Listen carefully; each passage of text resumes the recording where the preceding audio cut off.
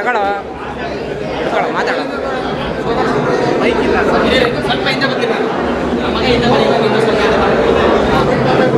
ಎಲ್ರಿಗೂ ನಮಸ್ತೆ. ಇವತ್ತೇನು ಸ್ಪೆಷಲು ಅಂದರೆ ನಮ್ಮ ರಾಕಿ ಬಾಯ್ ಅಪ್ಪಟ್ಟ ಅಭಿಮಾನಿ ಇಲ್ಲಿ ಪಕ್ಕದಲ್ಲಿದ್ದಾರೆ. ಕನ್ನಡದ trend next Bigg Boss candidate. Movie ಬಗ್ಗೆ ಹೇಳೋಕ್ಕೆ ಇಷ್ಟಪಡ್ತೀನಿ. ಸಿನಿಮಾ ಹೇಳ್ತಾ ಇದ್ದೀನಿ ಕೇಳಿಸ್ಕೊಳ್ಳಿ. ಒಂದು ವಾರದಿಂದ ಇನ್ಸ್ಟಾಗ್ರಾಮ್ ತಗಲಿ, ಯೂಟ್ಯೂಬ್ ತಗಲಿ, ಫೇಸ್ಬುಕ್ ತಗಲಿ, ಈ ಕಡೆ ಪ್ರಥಮ, ಈ ಕಡೆ ಧರ್ಮಸ್ಥಳ ಸೌಜನ್ಯ ಕೇಸು ತೋರಿಸಿ ತೋರಿಸಿ ತೋರಿಸಿ ಅವ್ನು ಅಕ್ಕನ ತಲೆ ಕೆಟ್ಟೋಗ್ಬಿಟ್ಟಿದೆ. ಈ ಗ್ಯಾಪಲ್ಲಿ ಬಂದಿದೆ ಒಂದು ಸಿನಿಮಾ ಸೂಸಂಸೋ.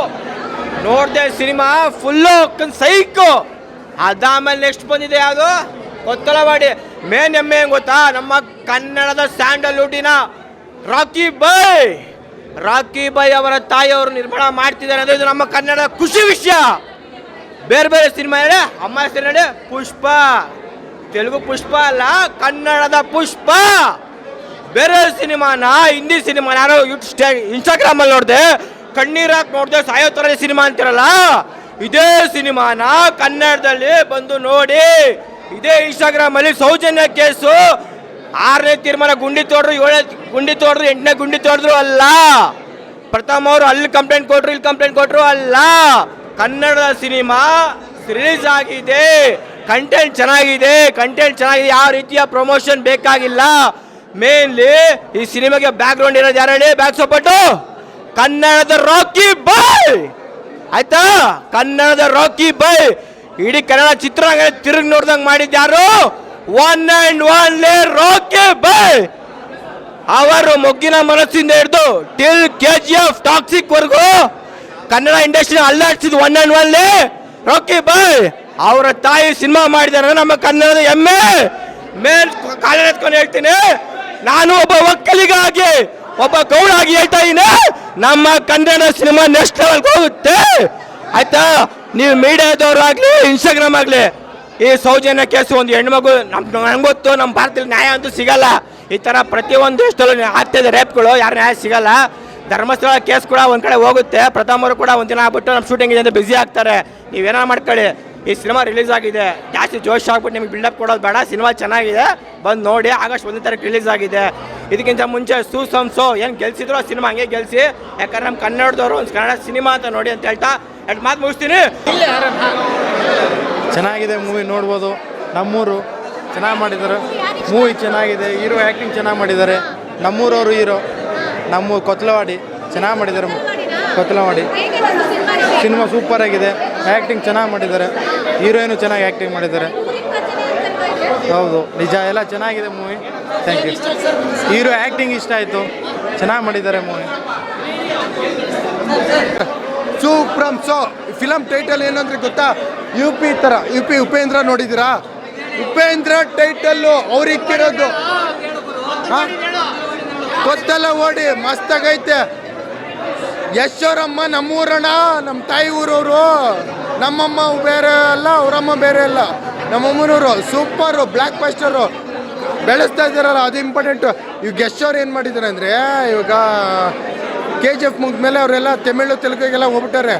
ಇದಾದ ಕಾಂತಾರ ಆದಮೇಲೆ ಕಾಂತಾರ ಶೂಟಿಂಗಲ್ಲಿ ನಾನು ಕಾಂತಾರ ಶೂಟಿಂಗ್ ಮುಗಿಸ್ಕೊಂಡೆ ಬಂದಿರೋದಣ್ಣ. ಅದಾದಮೇಲೆ ಅದಾಗೈತೆ, ಸೂಪರ್ ಆಗೈತೆ. ಅದೆಲ್ಲ ಸೂಪ್ರಂಸೋ ನೋಡಿ, ಅಷ್ಟೇ ನಾನು ಹೇಳೋದು. ನಮ್ಮ ಯಸ್ಸು ನಮ್ಮ ಬಾಸು, ಅವ್ರ ತಾಯಿ ಮಾಡೋಕ್ಕೆ ನಮಗೆ ತುಂಬ ಖುಷಿಯಾಗಿದೆ, ಚೆನ್ನಾಗಿದೆ, ಸೂಪರಾಗಿದೆ ಸರ್, ಸೂಪರಾಗಿದೆ ಮೇಡಮ್. ಸಿನಿಮಾ ತುಂಬ ಚೆನ್ನಾಗೇ ಬಂದಿದೆ. ಇದು ಪೃಥ್ವಿ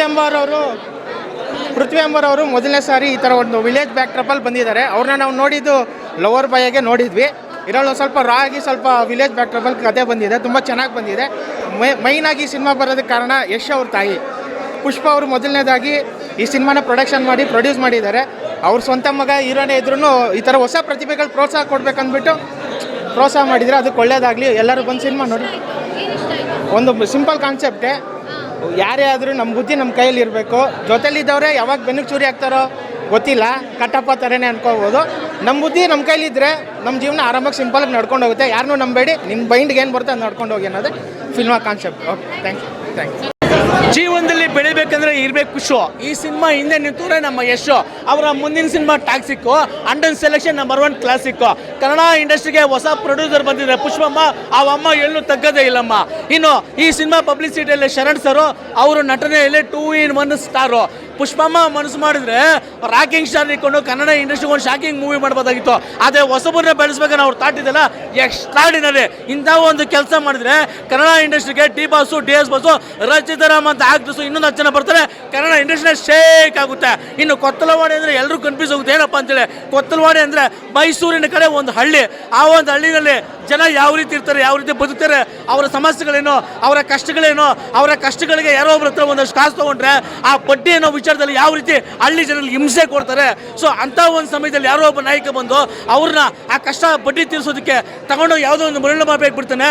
ಆ ಒಂದು ಮರಳು ಮಾಫಿಯಾದಲ್ಲಿ ಯಾವ ರೀತಿ ಆಗುತ್ತೆ, ಯಾವ ರೀತಿ ಸಾವುಗಳಾಗುತ್ತೆ, ಯಾವ ರೀತಿ ನೋವುಗಳಾಗುತ್ತೆ ಅನ್ನೋ ಒಂದು ಹಿಂಸೆಯಿಂದ ಒಳ್ಳೆ ಒಂದು ಸ್ಟೋರಿ ಮಾಡಿದ್ದಾರೆ ಸರ್.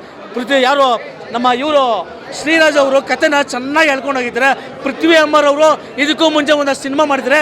ಈ ಸಿನಿಮಾದಲ್ಲಿ ಒಳ್ಳೆ ಹೆಸರು ಬರ್ತವ್ರಿಗೆ. ಅವರ ಒಳ್ಳೆ ಫಿಟ್ನೆಸ್ಸು ಮತ್ತು ಆ್ಯಕ್ಷನ್ ಮಾಡಿದ್ದಾರೆ.